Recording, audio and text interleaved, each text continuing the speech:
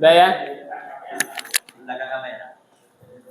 Kita punya waktu ini jam 9 ya. Kita punya waktu berapa jam?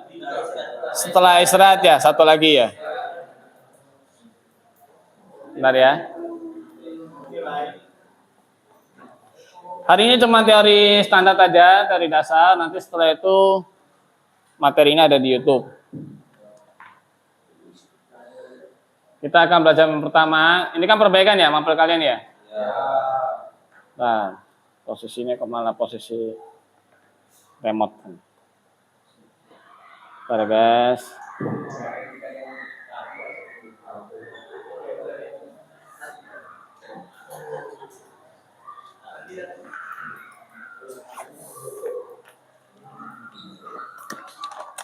Wah, sebelah rame ya.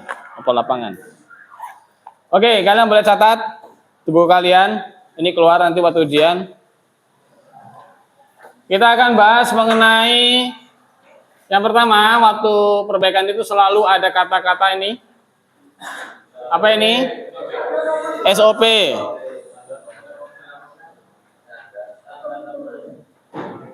Apa itu SOP? Standar operasional prosedur. Oke. Pengertiannya bagaimana? Menurut kalian?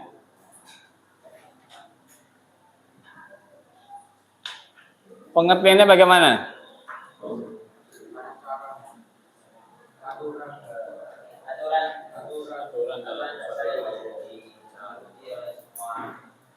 Ya, itu secara umum ya.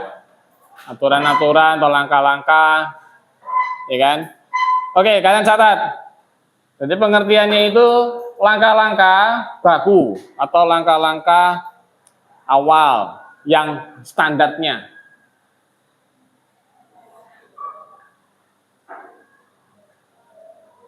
Agar proses pemeliharaan dan perbaikan peralatan elektronik dilakukan dengan aman, sistematis,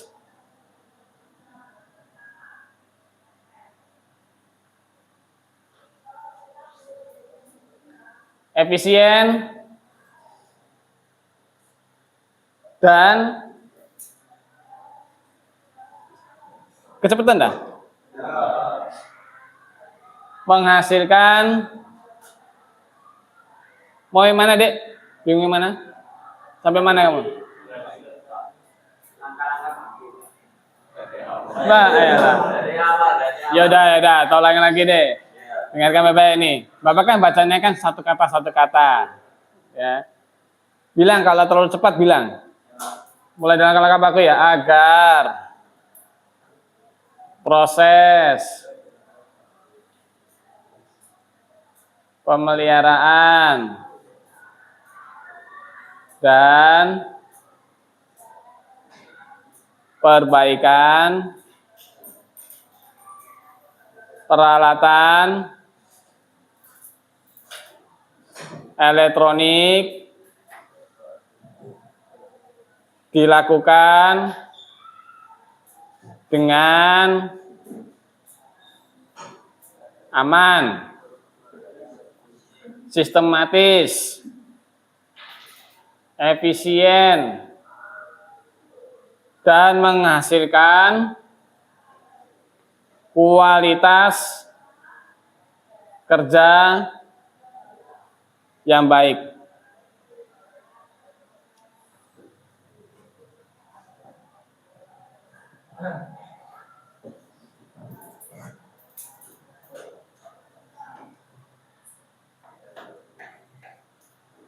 Sudah. Oke, kita akan bahas Yang di sini nih. Dari 3 ini, kamu akan menghasilkan ini. Kualitas good. Tapi banyak orang melakukan kesalahan di dalam 3 ini. Yang pertama, amannya. Aman ini isinya apa? Keselamatan dirinya sendiri dan keselamatan pada barang peralatannya serta barangnya. Contoh, kamu servis kipas angin. Orang kadang-kadang asal aja colok lalu dibuka casingnya, nggak sengaja dia pegang kabelnya terkupas kesetrum. Artinya dia aman nggak? Lakukan SOP nggak? Nggak. Itu yang pertama. Contohnya begitu. Atau servis komputer yang paling fatal. Apa yang dia lakukan kalau komputer itu? Waktu dia mengganti atau memasang VGA card, RAM, masih nyolok listrik. Yang terjadi apa? Motherboardnya rusak.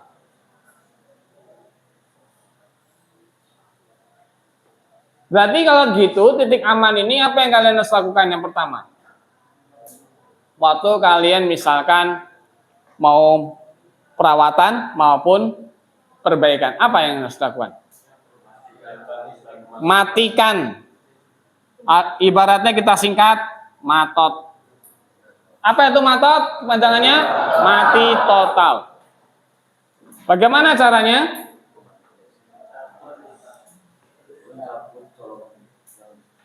Putuskan semua colokan sumber utamanya. Cabut. Ya, berarti off. Dengan cara kalau servis kipas angin, karena kalian pasti banyak barang elektroniknya, pasti kipas angin ada, Magicom ada, pasti. Apalagi yang barang kalian punya di rumah, pasti setrika ada. Karena tak lihat baju-baju kalian rapi-rapi, nggak ada yang kusut. Kalau ada yang kusut, jangan-jangan setrika nggak punya.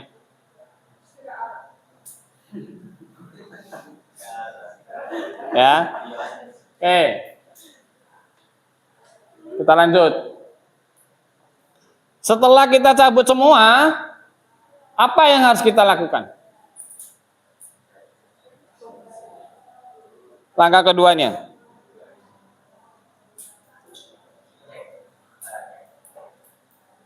Ya, bagaimana cara cek barang itu? Harus punya apa?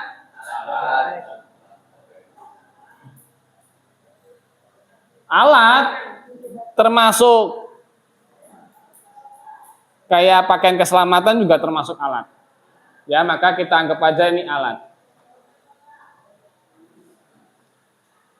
Kalau kalian main listrik tegangan tinggi, alat yang pertama wajib apa kira-kira? Sarung tangan. Itu penting.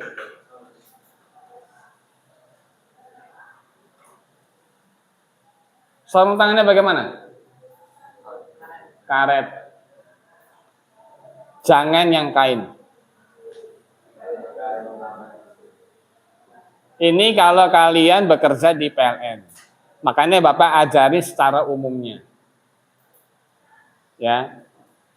Kemudian yang berikutnya adalah alat pembuka.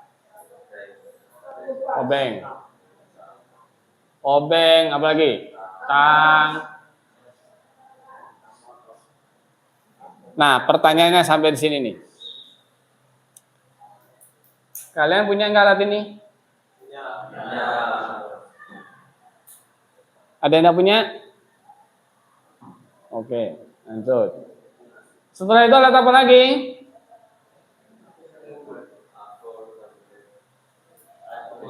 Kalau sudah punya obeng dan kawan-kawannya, kalian sudah bisa buka itu barang, berarti tinggal melakukan namanya diagnosa atau dia pemeriksaan. Pemeriksaan menggunakan apa? AVO ini kepanjangan dari apa? ampere, volt, dan ohm.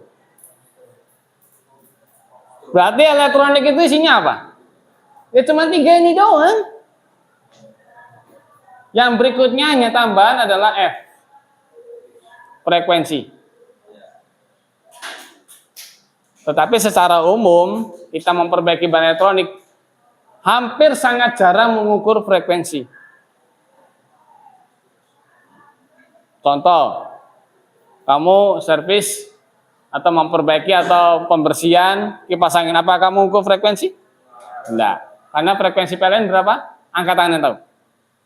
Frekuensi PLN berapa?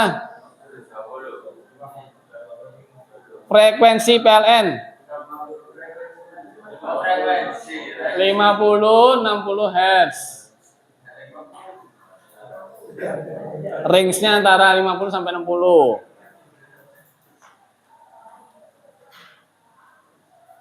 Nah, frekuensi ini didapat dari mana? Mesin generatornya. Nah, itu jawabannya. Ini bisa lebih dalam lagi ke belakang. Paling gampangnya memutarkan mesin dinamonya itu. Cara memutarkan mesin dinamo ada banyak cara. Pertama, angin. Yang kedua, air menggunakan kincir. Dengan ketinggian berapa diturunkan, maka kincirnya berputar. Kemudian uap. Uap juga sama, tekanan, memutarkan, kincir juga. Karena tegangannya kecil, maka dinaikkan menggunakan trafo step up.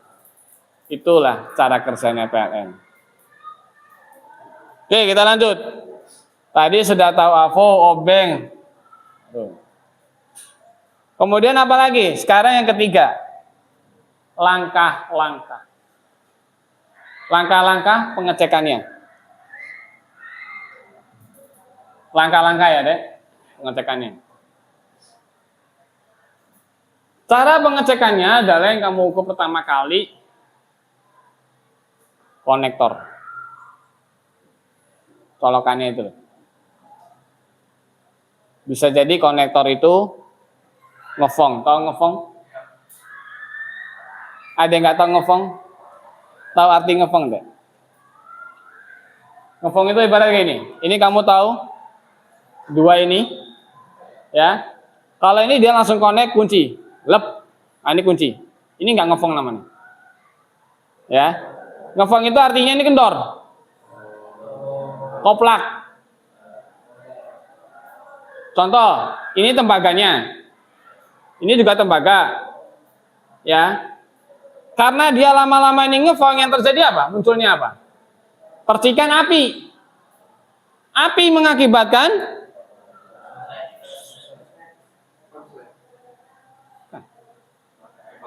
ya kebakaran di mananya?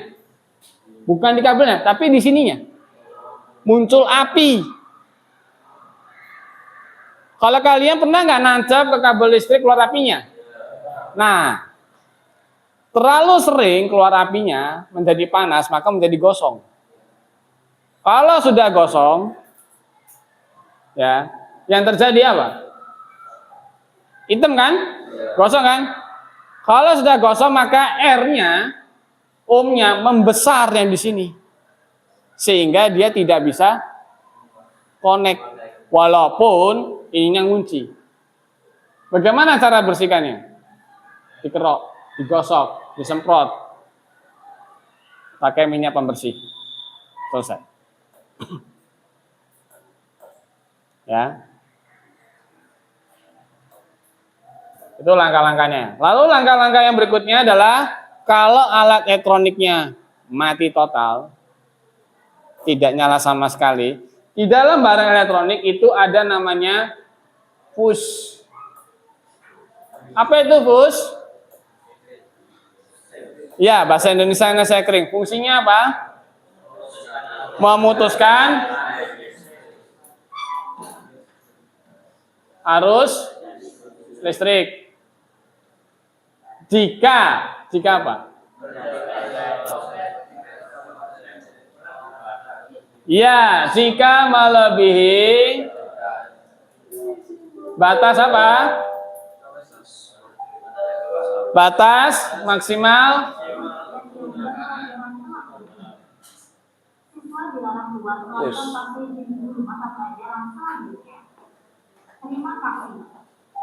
contoh, ini ada yang tidur, biarkan aja, jangan dibangunin ya. Pokoknya di sini ada yang tidur pun Bapak nggak akan pernah bangunin dan jangan dibangunkan. Itu prinsipnya Bapak.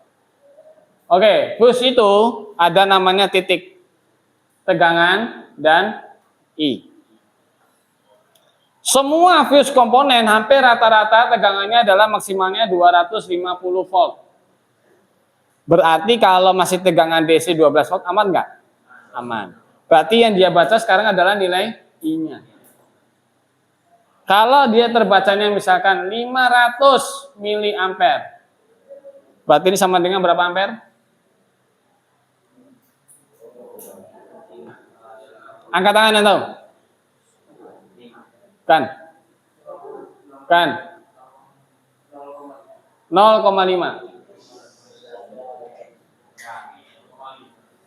Ingat, M kecil, mili, bukan M besar. Berarti kalau gitu kesimpulannya, barang elektronikmu itu kalau dikasih 500 miliampere fuse-nya, dia makan energinya berapa? Di bawah 500. Paham ya sampai sini? Tiba-tiba nih kapasitor konslet. Namanya juga barang elektronik, faktor usia. Ada kapasitor. Negatif, positif. Biasanya yang terjadi di sini sering laptop, handphone. Ini putus, ini konslet. Tes. Kalau ini konslet atau transistor, ini C, ini E, ini B, ini konslet, maka arusnya melebihi dari 500. Maka simbolnya fuse tahu nggak?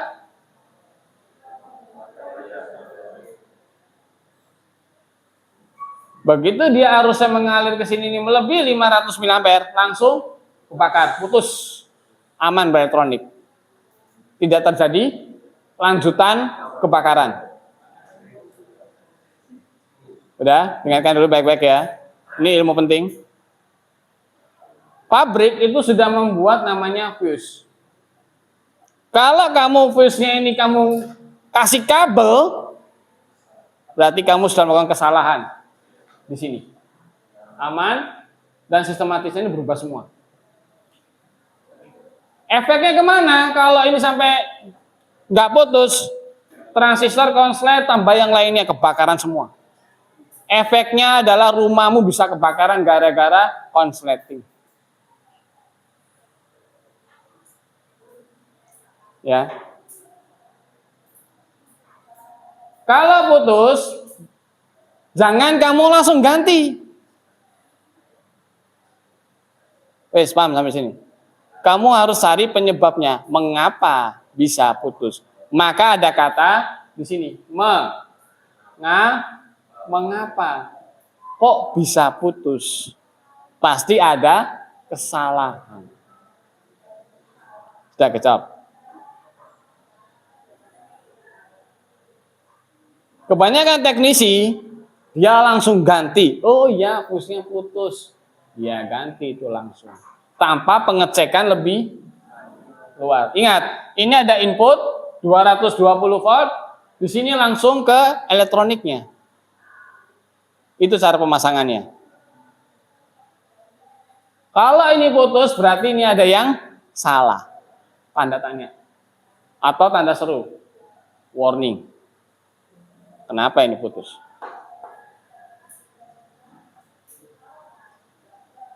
Nanti kita akan membuat alat pengganti dari fuse supaya aman. Kalau barangnya konslet, ada indikatornya menyala. Pengen buat enggak? Nanti Bapak ajarin cara membuatnya. Ada ilmunya. Jadi kalau konslet, nggak sampai mati lampunya, nggak sampai jeglek. Tapi lampunya langsung menyala terang. Berarti ada yang konslet. Tapi kalau lampunya redup, nyalain begini-begini, berarti elektroniknya normal. Nyalanya kedip-kedip itu normal. Ilmu elektronik ini kayak begini aja, ya. Kamu terapin aja dalam kehidupan kalian, menghasilkan uang. Kita ngomong terus terang. Kamu hanya ngecek begini aja, ngecek aja, datang ke tempat rumahnya orang, itu terserah kamu tarif berapa. Contoh, orang panggil tukang listrik ke rumah. Pak, kok saya tangkep sering jeglek ya Pak ya MCB-nya itu? Kenapa Pak? Terus dia kasih lihat analisanya, oh begini, biayanya sekian Bu. Oh enggak. Misalnya minimal 75.000. Itu tukang listrik di rumah. Apa yang dia cek kira-kira? Yang dia cek apa? Kalau tukang-tukang listrik di rumah itu. Ada yang tahu? Yang dia cek adalah bagian ampere dan volt, bukan ohm. Karena yang tertera pada MCB kalian, tahu MCB? Atau enggak tahu? Tahu MCB deh? Apa itu MCB? Ya proteksi ya, yang di depan rumah itulah alatnya. Itu pengaman. Sebenarnya di dalam MCB itu adalah fuse yang bersifatnya otomatis, tapi dia bisa sambung lagi.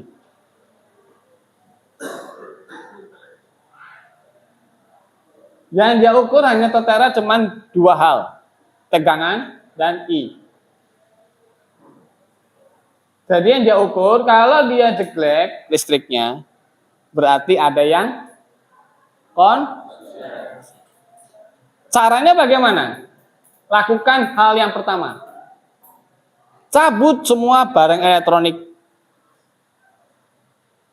Lalu kamu colok satu-satu barang elektronik yang sering dipakai. Yang mana yang konslet? Misalnya ada AC, kipas angin, kulkas, dan kawanan. Cabut semuanya. Yang paling sulit dibongkar adalah pasti AC. Karena kebanyakan teknisi AC melakukan kesalahan yang fatal. Apa kira-kira?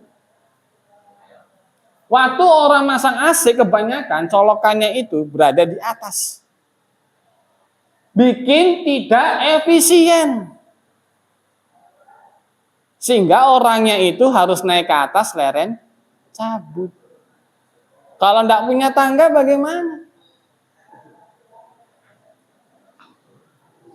Masuk akal kan? Kebanyakan tukang-tukang itu hanya kepengennya CPT. Cepat. Tapi nggak pernah mikir ini. Sistematis dan efisien. Kalau sistematisnya itu terurut, ibaratnya rapi, tertata. Kalau efisiennya itu mempermudah orang yang punya. Kalau seandainya jeglek gara-gara AC-nya, kan gampang nyabut.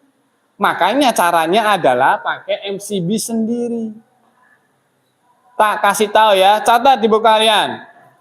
Yang wajib memiliki barang elektronik itu MCB tersendiri. Yang pertama AC.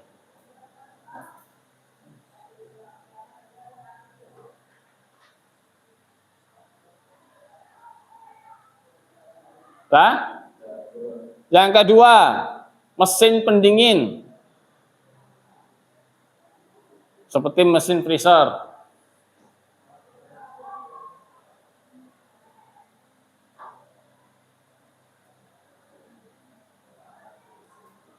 Yang berikutnya lagi, pompa air.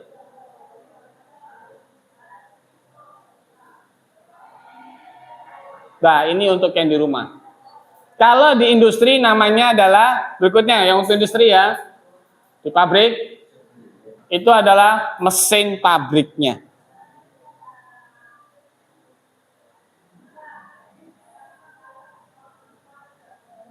Nah,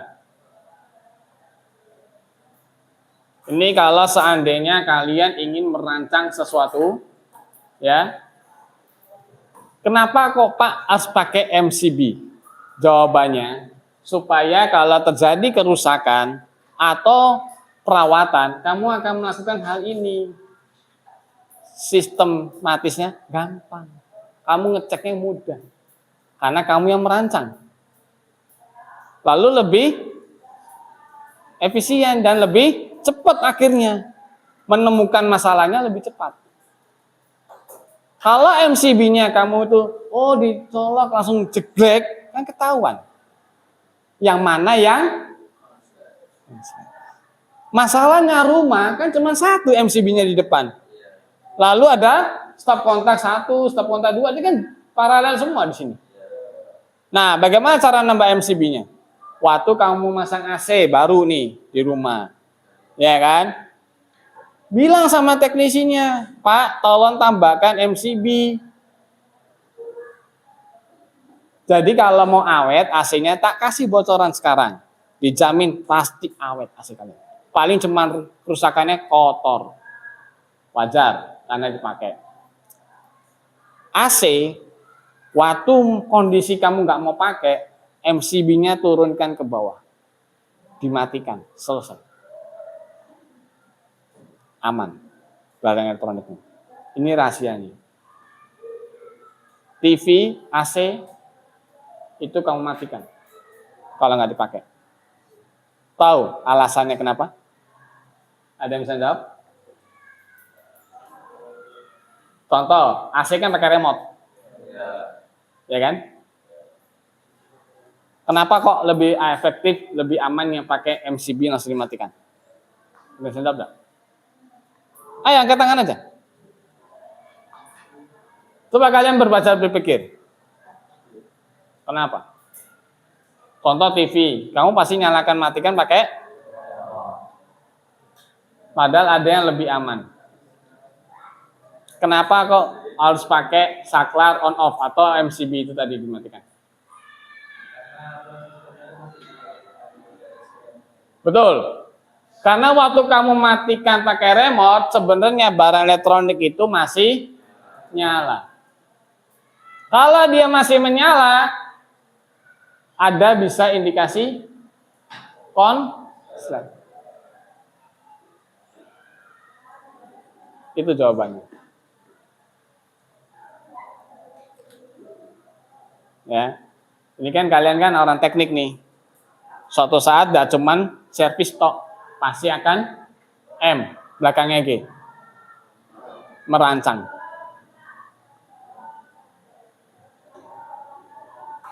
Ya. Motor listrik pun ada MCB-nya. Tegangannya 72 volt baterai. Arusnya 52 ampere. Konslet 14 motornya. Tapi dia ada double proteksi.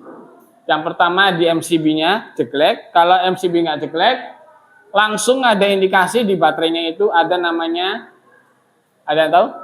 BMS. Belum pernah belajar ya? Baterai Management System. Jadi waktu baterainya dia konslet, maka transistornya langsung cut off semua, matikan semua secara elektronik. Hebatnya di situ. Karena polytrennya Bapak pernah sempat konslet. Terus Bapak panik. Konslet kan? Keluar tuh api itu. Das! Bapak langsung konekkan lagi, sampai yang konslet itu tak pasang, mati total, motor listriknya nggak nyala sama sekali. Panik loh Bapak, beneran. Panik. Besok-besok jelas. Asem tahu gini nggak tak laku, ampret mati kon opi kira. Terus panik wis. Memang sewa baterai 200.000. Tapi ke Polytron kan kita nih apa? Keluar uang untuk ngangkat motornya. Panik. Tapi memang orang panik akhirnya dapat ilmunya. Apa yang terjadi? Bapak biarin dulu, Bapak beli kopi. Tenang sih. Tiba-tiba dapat dorongan dalam diri, coba lagi. Tak coba tadi bisa nyala lagi. Ternyata ada apa? Ada namanya proteksi baterai tadi. Sehingga menunggu 10 menit kemudian dia nyala lagi. Itu namanya BMS. Baterai Management System. Di HP-mu itu ada. Makanya kalau bateraimu diganti yang baru, dicas gak bisa, tetap mati total. Kenapa baterainya nggak meledak? Padahal dia konslet. Dimatikan oleh sistem tadi. Kalau kalian mau coba eksperimen, beli baterai handphone, kamu konsletkan langsung. Baterainya lah nggak panas, nggak ngapa-ngapain. Cek. Tuh hebatnya teknologi. Komponen yang dipakai adalah transistor. Begitu ada arus lebih, transistornya langsung cut off. Itu jawabannya. Nanti kita akan belajar ilmu ini, kalau ada waktu. Nah. Oke, sampai sini dulu. Ada yang mau ditanyakan buat kalian? Bentar lagi Bapak kasih tugas. Ada yang mau tanyakan enggak? Selesai loh ini materinya. Kita tentang belajar ini aja.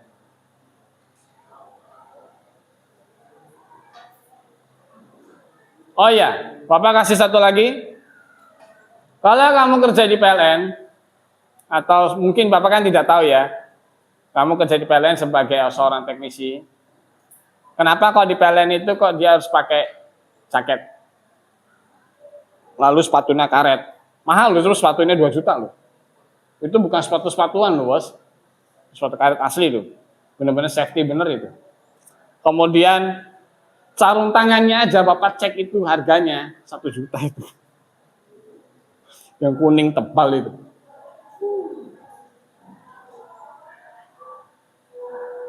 Alasannya karena dia bermain tegangan tinggi. Dia bukan lagi bermain tegangan 220. Kalau kalian pernah lihat videonya Bapak yang short, dia bermainnya trafo. Nilainya adalah minimal 20 kV. Berapa itu 20 kV? 20.000 volt. Kamu kena tangan, selamat, Anda menjadi manusia panggang. Makanya dia pakai bahan karet tadi. Bahkan dia pakai helm. Padahal nggak ada hubungannya dengan helm. Kalau seandainya dia masang lalu jatuh, ada helm. Jadi kalau kamu seandainya bekerja lalu kamu nantang maut, nggak usah pakai alat ABD lah, pengamanan. Berarti kamu sudah menghindarin ini nih. Siap-siap Anda dipecat. Ya. Itu aja. Termasuk dokter pun sama. Operasi dia pakai sarung tangan. Mengapa? Ada yang bisa kasih alasan enggak? Steril. Karena tangan kita ini banyak bakterinya. Ya. Makanya tak ajarin satu hal tata krama. Kalau salaman, nih, lap tanganmu dulu. Bersihkan.